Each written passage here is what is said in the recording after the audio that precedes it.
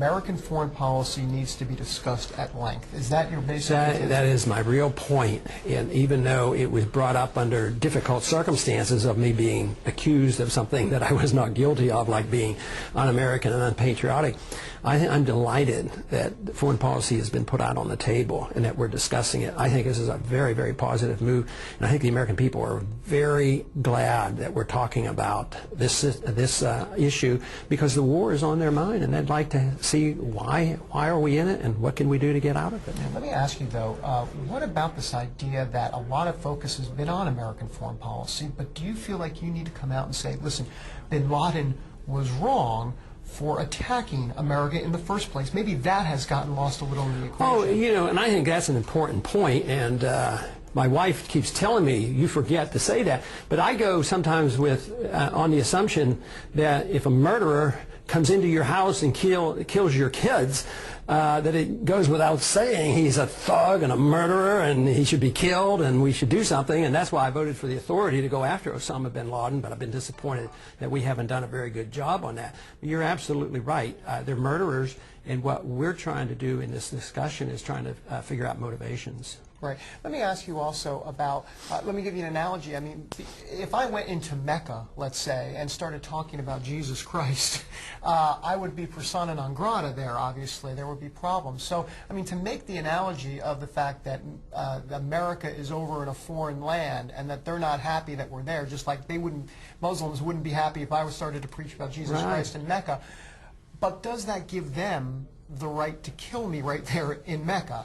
Do you see the analogy? Absolutely not, because I'm an advocate of nonviolence. I don't believe we should ever settle our disputes. I sort of lean in the tradition of Mahatma Gandhi, you know, of trying to bring about change in a peaceful way. And the analogy I've used frequently is, what if the Chinese become more powerful and they come over and put their navy in the Gulf of Mexico and they come on our land? They would be different color, different political philosophy, and different language, and the reaction would be like you imply about what it would be like if Muslims impose themselves.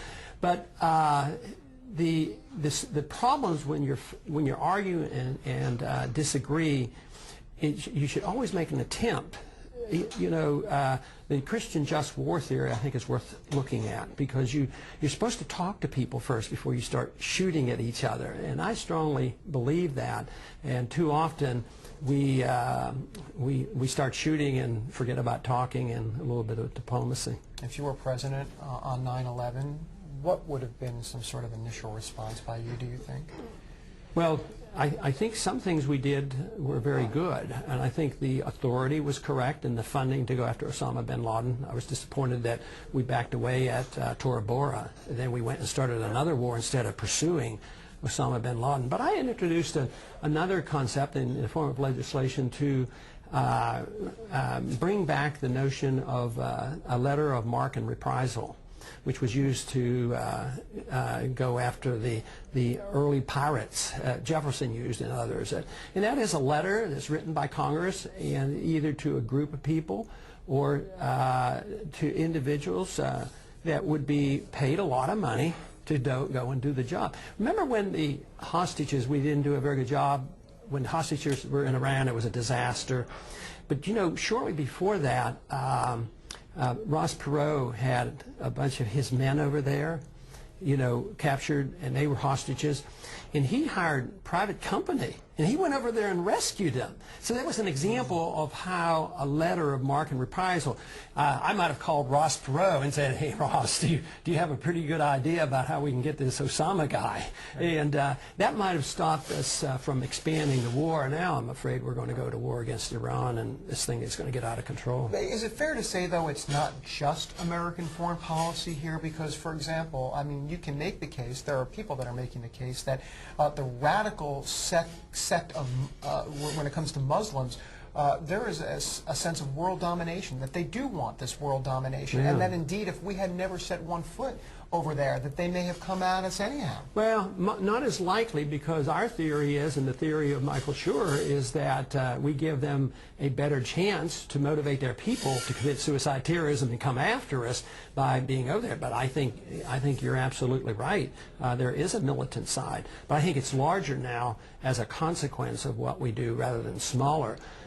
Some people estimated that Al-Qaeda might have had 300 or 400 people involved by the time of 9/11, and it only took 19 dedicated individuals, to come and hit us. It wasn't like there were 1 million people on the verge of attacking us. So policy is still very important.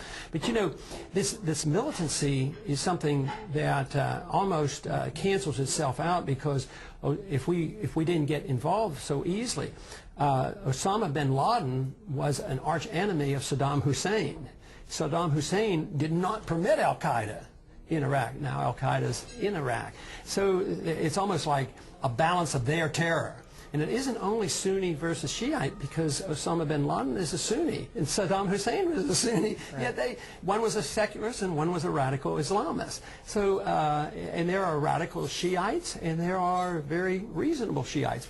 But to assume that if we did nothing we would be more likely attacked is something that I probably wouldn't accept. Thank you so much.